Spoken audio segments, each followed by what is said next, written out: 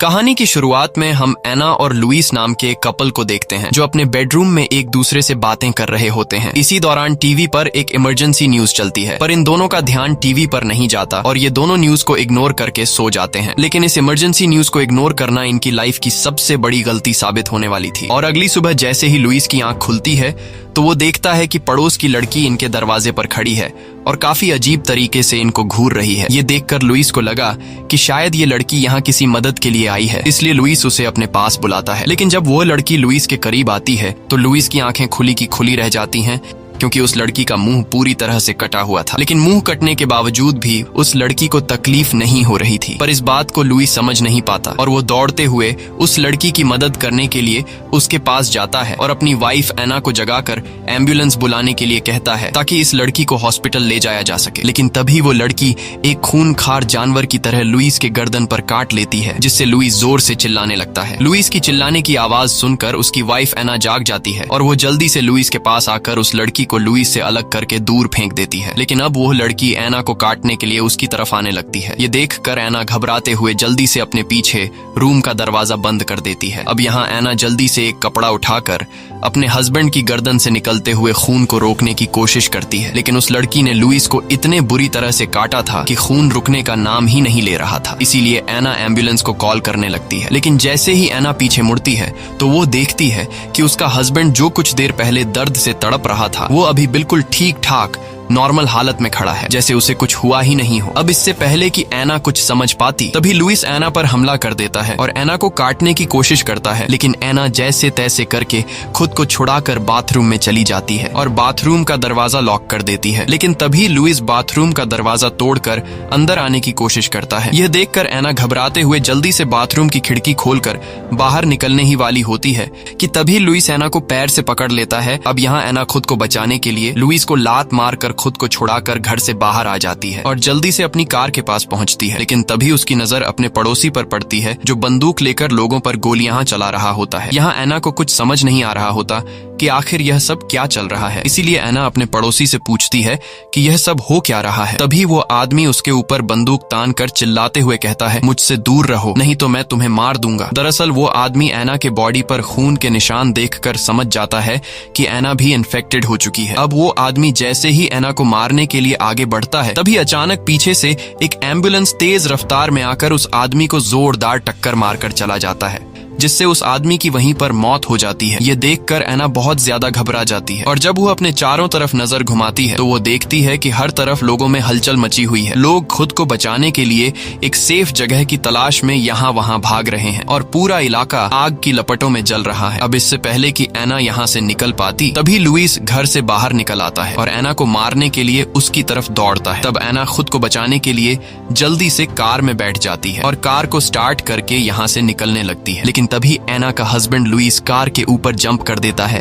और कार के शीशे को तोड़ने लगता है। अब यहाँ एना लुइस को जैसे तैसे करके गाड़ी से नीचे गिरा देती है और गाड़ी को भगाने लगती है। लेकिन लुइस एना का पीछा नहीं छोड़ता। अब यहाँ वो एना के कार के पीछे भाग ही रहा होता है कि तभी उसकी नजर बगल में खड़ी एक औरत पर पड़ती है, जिसे देखकर लुइस एना को छोड़कर वह उस औरत पर हमला करने चला जाता है। अब यहाँ एना जल्दी से कार का रेडियो ऑन करती है और रेडियो पर उसे पता चलता है कि पूरे शहर में एक खतरनाक ज़ॉम्बी वायरस फैल चुका है, जिसके लपेट में बहुत से लोग आ चुके हैं और यह वायरस काफी तेजी से फैल रहा है। क्योंकि अगर कोई इन्फेक्टेड किसी नॉर्मल इंसान को काट ले तो वो नॉर्मल इंसान भी ज़ॉम्बी में बदल जाता है। इसीलिए रेडियो पर बताया जाता है कि जो कोई भी इस वायरस से इन्फेक्टेड नहीं है वो जल्दी से खुद के लिए एक सेफ जगह देख ले। अब यहाँ हम पूरे शहर का सीन देखते हैं, जहाँ हमें पता चलता है कि ज़ॉम्बी वायरस की वजह से पूरा शहर तबाह हो चुका है। और तभी रास्ते में अचानक एक सिक्योरिटी गार्ड आकर एना से कार छीनने की कोशिश करता है, मगर एना जैसे तैसे करके उस आदमी को लात मारकर खुद को छुड़ा लेती है। लेकिन इस दौरान एना से गाड़ी बेकाबू हो जाती है और कार सीधे जाकर सामने एक पेड़ से टकरा जाती है। कार इतनी जोर से टकराती है कि एना तुरंत बेहोश हो जाती है और जब कुछ देर बाद वो होश में आती है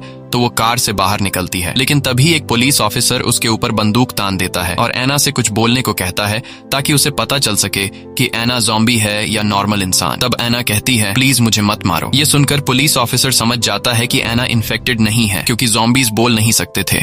अब एना भी समझ जाती है कि उसकी जान एक पुलिस ऑफिसर के साथ सेफ रहेगी, इसलिए एना उस पुलिस ऑफिसर से मदद मांगती है। तब वो पुलिस ऑफिसर एना की मदद के लिए राजी हो जाता है और वो एना से कहता है कि मेरे पीछे आती रहो। कुछ दूर आगे जाने के बाद इन्हें 3 और लोग मिल जाते हैं और उनमें एक लॉरा नाम की एक लड़की भी थी जो 8 महीने की प्रेग्नेंट थी और इसके साथ उसका हस्बैंड भी था जिसका नाम एंड्रे है, साथ ही उनका तीसरा साथी जिसका नाम माइकल है। अब ये 5 लोगों की टीम एक सेफ जगह की तलाश में आगे बढ़ने लगते हैं और कुछ दूर आगे जाने के बाद इन्हें सामने एक बड़ा मॉल नजर आता है और ये लोग इस मॉल में रहने का फैसला कर लेते हैं क्योंकि यह मॉल एक सेफ जगह थी। साथ ही मॉल में खाने पीने की चीजों की कमी भी नहीं थी, इसीलिए जैसे ही ये लोग मॉल के दरवाजे तक पहुंचते हैं और मॉल का दरवाजा खोलने लगते हैं तब इन्हें पता चलता है कि दरवाजा अंदर से लॉक है और तभी कुछ दूरी पर एक ज़ॉम्बी इन लोगों को देख लेता है और वह ज़ॉम्बी इनकी तरफ तेजी से बढ़ने लगता है। अब ये लोग उस ज़ॉम्बी पर गोलियां भी चलाते हैं लेकिन उस ज़ॉम्बी पर गोलियों का कुछ असर ही नहीं हो रहा था और साथ ही गोली की आवाज सुनकर आसपास के और ज़ॉम्बी भी इनकी तरफ बढ़ने लगते हैं। अब दूसरा कोई रास्ता न मिलने पर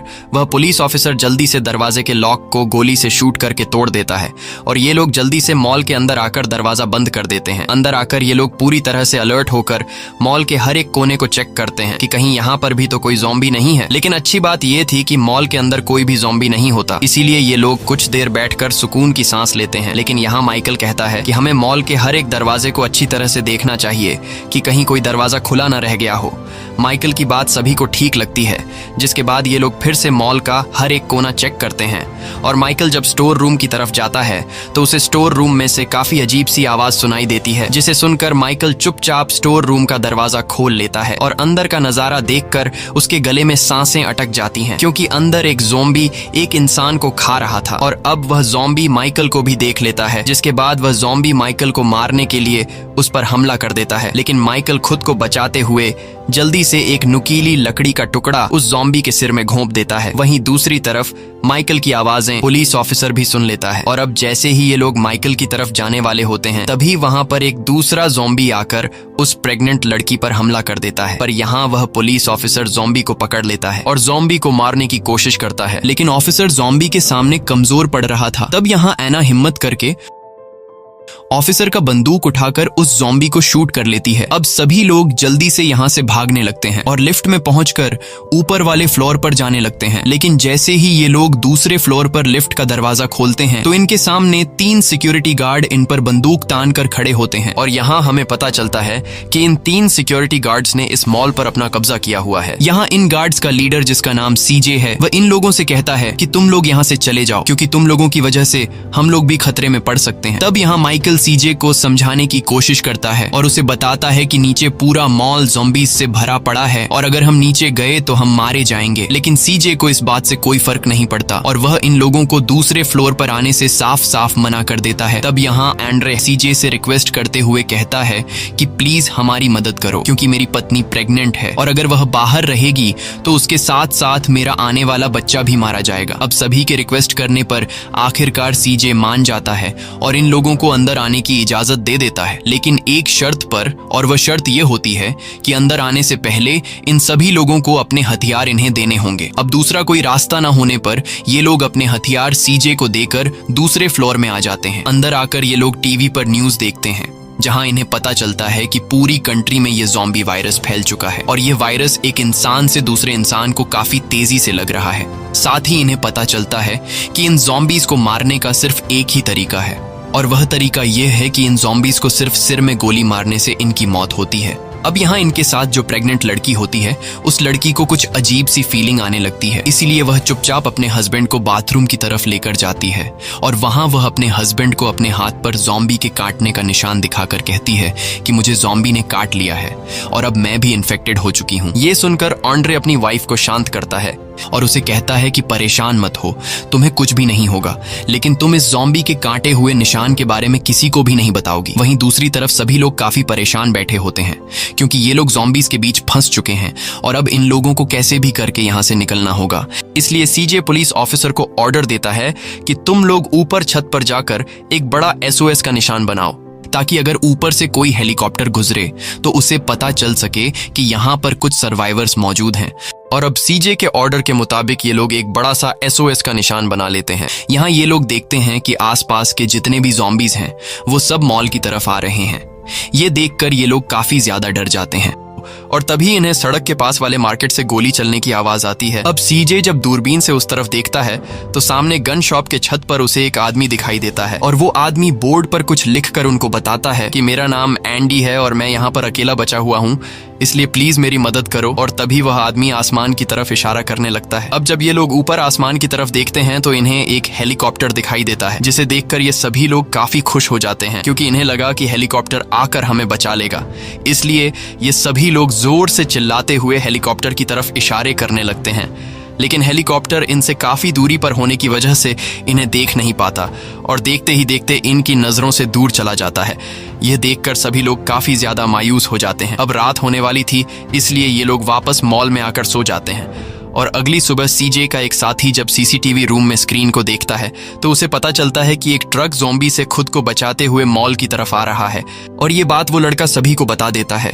अब सभी लोग ट्रक में मौजूद लोगों को बचाना चाहते थे, लेकिन सीजे इसके लिए तैयार नहीं होता और सीजे कहता है कि हमें नहीं पता कि ट्रक में बैठे लोग नॉर्मल इंसान हैं या फिर इन्फेक्टेड। अगर इनमें से कोई एक बंदा भी इन्फेक्टेड हुआ तो हम सबकी जान जा सकती है, इसलिए मैं ये रिस्क नहीं ले सकता। तब बाकी लोग सीजे की बात नहीं मानते और ट्रक में मौजूद लोगों को बचाने का फैसला कर लेते हैं। ये सुनकर सीजे गुस्सा हो जाता है और सभी लोगों पर बंदूक तान कर कहता है कि अगर किसी ने भी ट्रक में मौजूद लोगों की मदद की तो मैं उसे मार दूंगा। यहाँ सीजे का अपना ही एक साथी सीजे के फैसले से खुश नहीं होता और वह सीजे से कहता है कि हमें ट्रक में मौजूद लोगों की जान बचानी चाहिए। तब सीजे उस पर भी बंदूक तान देता है और कहता है कि मारने की शुरुआत मैं तुमसे ही करूंगा। अब जब इन दोनों की आपस में बहस चल रही होती है तभी मौका देखकर माइकल बर्ड से गन छीन लेता है और इसी वक्त ऑफिसर भी सीजे को पकड़कर उससे गन ले लेता है। अब यहाँ ये लोग सीजे और बर्ड को पकड़कर एक रूम में बंद कर देते हैं। इसके बाद ये सभी लोग ट्रक में मौजूद लोगों को बचाने का प्लान बनाते हैं और माइकल कहता है कि मैं और एंड्रे नीचे जाकर ज़ॉम्बी का ध्यान भटकाएंगे, तब तुम लोग मौके का फायदा उठाकर ट्रक में मौजूद लोगों को मॉल के अंदर ले आना। इसके बाद माइकल और एंड्रे नीचे बेसमेंट में चले जाते हैं और ऊपर छत पर एना और लॉरा ट्रक को इशारा करके अपनी तरफ बुलाते हैं। अब ट्रक का ड्राइवर गाड़ी को रिवर्स करके कई सारे ज़ॉम्बीज को गाड़ी के नीचे कुचलकर ट्रक को मॉल के दरवाजे के पास खड़ा कर देता है और यहाँ माइकल और एंड्रे ज़ॉम्बीज पर गोलियां चलाते हुए ट्रक में मौजूद सभी लोगों को मॉल के अंदर लाने में कामयाब हो जाते हैं। लेकिन यहाँ इन्हें पता चलता है कि ट्रक में आई एक औरत बहुत ज्यादा बीमार है। तब एना उस औरत को देखकर कहती है कि मैं शायद इस औरत को ठीक कर सकती हूँ क्योंकि मैं पेशे से एक नर्स हूँ। अब एना उस औरत को एक रूम में ले आकर उसका चेकअप करने लगती है, लेकिन उस औरत की हालत और ज्यादा खराब होने लगती है और कुछ देर बाद वह औरत मर जाती है। तब एना वहां पर मौजूद गार्ड से कहती है कि इस औरत की डेड बॉडी को बाहर फेंक दो, लेकिन तभी अचानक वह मरी हुई औरत उठकर बैठ जाती है और ज़ॉम्बी में बदलकर एना पर हमला करने के लिए दौड़ती है। लेकिन एना जल्दी से एक लोहे का रॉड उठाकर उस औरत की आंख में घोंप देता है, जिससे वह औरत वहीं पर मारी जाती है। इसके बाद एना एक दूसरे सर्वाइवर के पास जाती है और उसका चेकअप करने के बाद एना को पता चलता है कि यह सर्वाइवर भी ज़ॉम्बी के काटने की वजह से इन्फेक्टेड हो चुका है। अब एना वापस अपने दोस्तों के पास आती है और उनसे कहती है कि जिस किसी को भी ज़ॉम्बीज ने काटा है वह जल्दी ही ज़ॉम्बीज में बदल जाएंगे। ये सुनकर एंड्रे पूरी तरह से टूट जाता है क्योंकि उसकी वाइफ को भी ज़ॉम्बी ने काटा है, लेकिन अभी भी एंड्रे किसी को सच्चाई नहीं बताता और यहाँ एना ग्रुप के सभी लोगों को बताती है कि नए आने वाले सर्वाइवर में से एक और आदमी भी इन्फेक्टेड है और अब वह जल्द ही ज़ॉम्बी में बदलने वाला है। ये सुनकर माइकल कहता है कि हमें जल्द ही उस आदमी को मारना होगा, नहीं तो वह आदमी हमारे लिए खतरा बन सकता है। जिसके बाद ये सभी लोग उस आदमी के पास पहुंचते हैं, लेकिन यहाँ उस बूढ़े आदमी की बेटी को पता चल जाता है कि ये लोग मेरे फादर को मारने के लिए आए हैं, इसलिए वह सभी लोगों के सामने रोने लगती है और कहती है कि प्लीज मेरे फादर को मत मारो क्योंकि इनके अलावा मेरा इस दुनिया में कोई नहीं बचा है। लेकिन माइकल कहता है कि अगर हमने तुम्हारे पिता को जिंदा छोड़ा तो यह हम सब के लिए खतरा बन सकता है। यह सुनकर वह बूढ़ा आदमी भी समझ जाता है कि माइकल ठीक कह रहा है, इसलिए वह अपनी बेटी को गले लगाकर समझाता है कि अगर मुझे जिंदा छोड़ा गया तो तुम सबकी जान जा सकती है। यह सुनकर वह लड़की रोते हुए अपनी पिता से दूर चली जाती है ताकि वह अपनी आंखों के सामने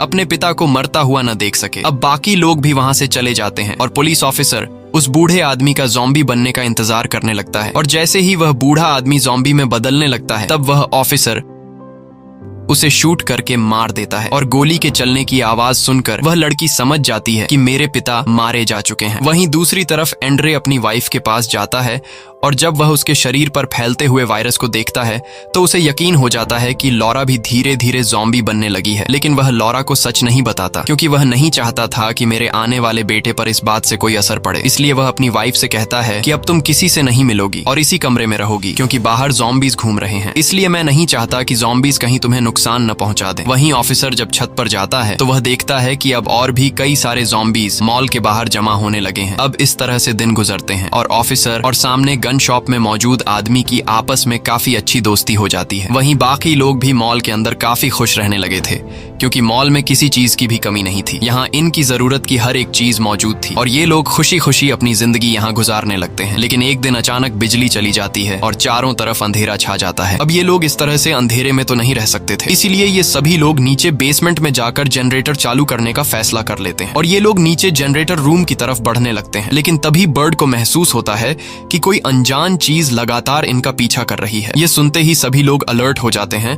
और चारों तरफ अपनी नजर घुमाने लगते हैं, लेकिन इन्हें कोई भी चीज दिखाई नहीं देती मगर इन्हें उस चीज की आवाज सुनाई दे रही थी। और जैसे ही ये लोग सामने के पिलर पर लाइट ऑन करते हैं तो इन्हें पिलर के पीछे से एक प्यारा सा कुत्ता दिखाई देता है, जिसे देखकर ये लोग सुकून की सांस लेते हैं और माइकल उस कुत्ते को अपने पास बुला लेता है। लेकिन तभी पीछे से एक ज़ॉम्बी अचानक बर्ड पर हमला कर देता है और उसे गले पर काट देता है, जिससे बर्ड जोर से चिल्लाने लगता है और बर्ड की चिल्लाने की आवाज सुनकर आसपास के और भी कई सारे ज़ॉम्बीज इनकी तरफ बढ़ने लगते हैं। अब यहाँ ये लोग अपनी जान बचाने के लिए तेजी से भागने लगते हैं और जल्दी एक फेंसिंग का दरवाजा खोलकर सभी लोग फेंसिंग की जाली के पीछे आ जाते हैं। अब यहाँ ज़ॉम्बीज फेंसिंग की जाली को तोड़कर अंदर आने की कोशिश करते हैं और कुछ ज़ॉम्बीज तो कांटेदार तारों के ऊपर चढ़कर इनकी तरफ बढ़ने लगते हैं। तब ये लोग ज़ॉम्बीज को गोलियों से शूट करके रोकने की कोशिश करते हैं, लेकिन इनकी बंदूक में गोलियां खत्म हो जाती हैं। और अब यहाँ माइकल जल्दी से पेट्रोल का पाइप उठाकर ज़ॉम्बीज पर पेट्रोल गिरा देता है और जैसे ही ज़ॉम्बीज फेंसिंग की जाली को तोड़कर अंदर आने ही वाले होते हैं तब यहाँ सीजे जल्दी से पेट्रोल में लाइटर फेंककर आग लगा देता है, जिससे कई सारे ज़ॉम्बीज आग में जलकर मारे जाते हैं और ये लोग वापस ऊपर वाले फ्लोर में आ जाते हैं। वहीं दूसरी तरफ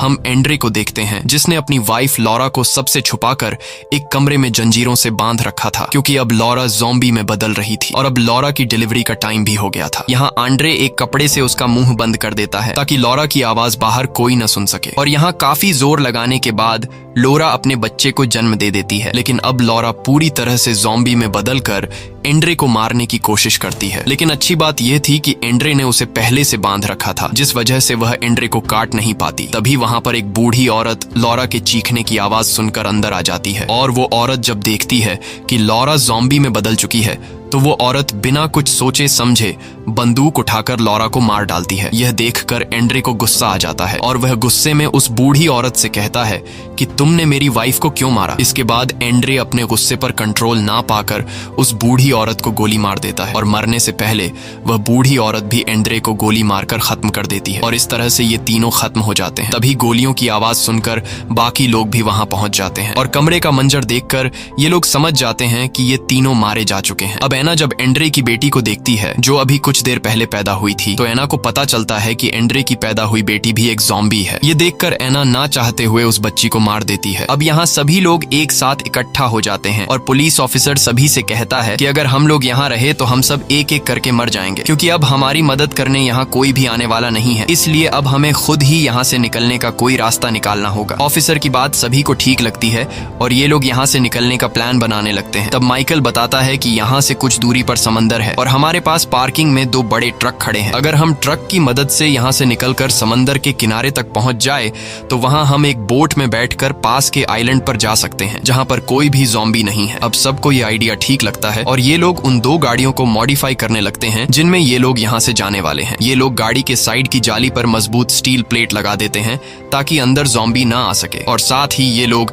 गाड़ी के चारों तरफ कांटेदार तार लगा देते हैं जिससे ये लोग ज़ॉम्बीज का रास्ता पूरी तरह से बंद कर देते हैं। और अब इनकी गाड़ियां यहाँ से निकलने के लिए पूरी तरह से तैयार थीं। बस अब सिर्फ एक काम बाकी था और वह था इन गाड़ियों में हथियारों का मॉडिफिकेशन करना। यहाँ माइकल एना को गाड़ी में एक खाली जगह दिखाते हुए कहता है कि अगर ज़ॉम्बीज ट्रक में चढ़ने की कोशिश करेंगे तो हम लोग चेन सॉ की मदद से उन्हें इस रास्ते से काट देंगे। वहीं छत पर पुलिस ऑफिसर पास की गन शॉप में रहने वाले आदमी को बोर्ड पर लिखकर बताता है कि हम लोग कुछ दिन बाद यहाँ से निकलने वाले हैं और हम तुम्हें भी अपने साथ यहाँ से ले जाएंगे। ये सुनकर एंडी नाम का वह आदमी खुश तो हो जाता है, लेकिन वह आदमी ऑफिसर से कहता है कि अब मैं और यहाँ पर नहीं रह सकता, क्योंकि अब मेरे पास पूरी तरह से खाना खत्म हो चुका है। ये देखकर ऑफिसर एंडी की मदद तो करना चाहता था, लेकिन अब ऑफिसर को समझ नहीं आ रहा था कि आखिर एंडी तक खाना कैसे पहुंचाया जाए। और तभी ऑफिसर की नजर उस कुत्ते पर पड़ती है जिसे इन्होंने कुछ दिन पहले पकड़ा था, और उस कुत्ते को देखकर ऑफिसर के दिमाग में एक आइडिया आता है, और अब ऑफिसर इस कुत्ते की मदद से एंडी तक खाना पहुंचाने वाला था। इसके बाद ये लोग उस कुत्ते पर खाना बांधकर एंडी की तरफ भेज देते हैं। अब जैसे ही वह कुत्ता ज़ॉम्बीज के बीच में आता है,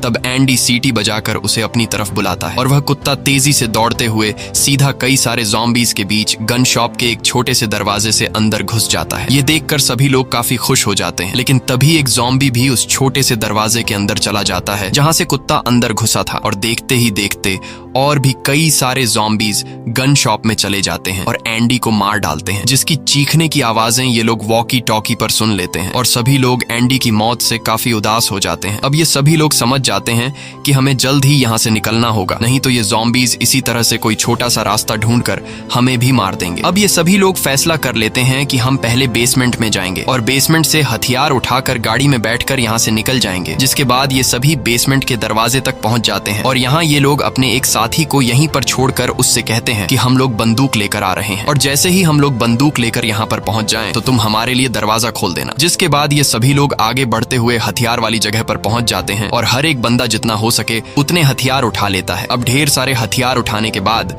जब ये लोग वापस आ रहे होते हैं, तब इनके पीछे ज़ॉम्बीज पड़ जाते हैं, और अब उन ज़ॉम्बीज से खुद को बचाने के लिए ये लोग दौड़ने लगते हैं, और दौड़ते दौड़ते ये लोग बेसमेंट के दरवाजे तक पहुंच जाते हैं। अब यहाँ ये लोग अपने साथी को जल्दी से दरवाजा खोलने के लिए कहते हैं, लेकिन यहाँ इनका साथी पहले से भाग चुका होता है, और अब ये लोग बुरी तरह से फंस चुके थे, क्योंकि अब इनके पीछे हजारों की तादाद में ज़ॉम्बीज आ रहे थे, और यहाँ इन लोगों को अपनी मौत अपनी आंखों के सामने नजर आ रही थी। लेकिन तभी यहाँ एना आकर इनके लिए दरवाजा खोल देती है और इनकी जान बचा लेती है, जिसके बाद ये सभी जल्दी से अंदर आ जाते हैं। लेकिन दरवाजा दोबारा बंद करने से पहले ही ज़ॉम्बीज इन तक पहुंच जाते हैं, और ये लोग बिना दरवाजा बंद किए ऊपर वाले फ्लोर पर जाने लगते हैं। तब हजारों की तादाद में ज़ॉम्बीज भी इनका पीछा कर रहे होते हैं, और ये लोग दौड़ते हुए अपने बाकी साथियों के पास पहुंचकर उनसे कहते हैं कि हमें मॉडिफाई की गई गाड़ियों के पास पहुंचना होगा। जिसके बाद ये लोग लिफ्ट में आकर ग्राउंड फ्लोर पर चले जाते हैं और दौड़ते हुए मॉडिफाई गाड़ियों के पास पहुंच जाते हैं। जिसके बाद ये लोग जल्दी से गाड़ियों में बैठ जाते हैं, क्योंकि अब यहाँ रुकना मौत को बुलाने जैसा था, और ये लोग जल्दी से गाड़ी स्टार्ट करके यहाँ से निकलने लगते हैं। लेकिन जैसे ही ये लोग मेन गेट से बाहर आते हैं, तो बाहर का नजारा देखकर इनके गले में सांसें अटक जाती हैं, क्योंकि बाहर हजारों की तादाद में ज़ॉम्बीज खड़े थे। लेकिन ये लोग रुकते नहीं और आगे बढ़ते हैं, मगर ज़ॉम्बीज की तादाद ज्यादा होने की वजह से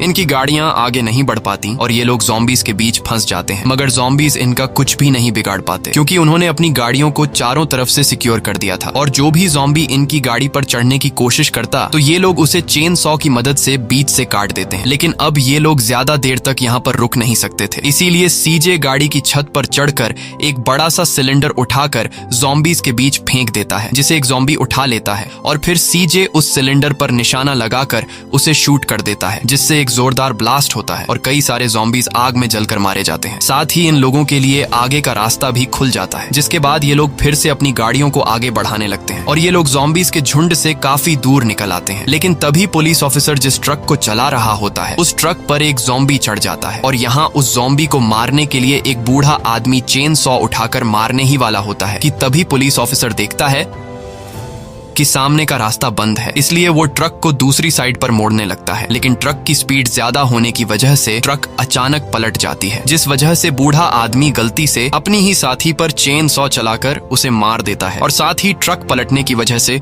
वो बूढ़ा आदमी अपना बैलेंस खोकर खुद को भी चेन सॉ से काट कर मर जाता है। अब यहाँ सीजे जब अपने साथियों की ट्रक पलटी हुई देखता है, तो वह जल्दी से माइकल को गाड़ी रोकने के लिए कहता है, क्योंकि वह अपने साथियों को मरने के लिए नहीं छोड़ना चाहता था। अब यहाँ पलटी हुई गाड़ी में पुलिस ऑफिसर, एना और एक दूसरा सर्वाइवर बचा हुआ होता है। लेकिन ये सर्वाइवर बहुत ही ज्यादा सेल्फिश होता है, और वो जल्दी से गाड़ी के अंदर फंसे हुए अपने दो साथियों को छोड़कर बाहर निकलता है और यहाँ से जाने ही वाला होता है कि तभी ऊपर से एक ज़ोंबी उस पर छलांग कर देता है और उस आदमी को मार देता है। कुछ देर बाद सीजे और बाकी लोग भी पलटे हुए ट्रक के पास पहुंच जाते हैं और पुलिस ऑफिसर और एना जल्दी से गाड़ी से बाहर आ जाते हैं। अब सभी लोग जल्दी से दूसरे ट्रक तक पहुंचने लगते हैं, लेकिन तभी ढेर सारे ज़ॉम्बीज इनके पीछे पड़ जाते हैं। यहाँ बाकी लोग तो ट्रक तक पहुंच जाते हैं, लेकिन एना घायल होने की वजह से आखिर में रह जाती है और वो दौड़ते हुए ट्रक तक पहुंचने की कोशिश करती है। लेकिन जैसे ही वो ट्रक में चढ़ने वाली होती है तभी कुछ ज़ॉम्बीज इसे पकड़ लेते हैं, मगर यहाँ सीजे और माइकल मिलकर एना को ज़ॉम्बीज से खींचकर ट्रक में चढ़ा लेते हैं। जिसके बाद ये लोग गाड़ी को तेज भगाकर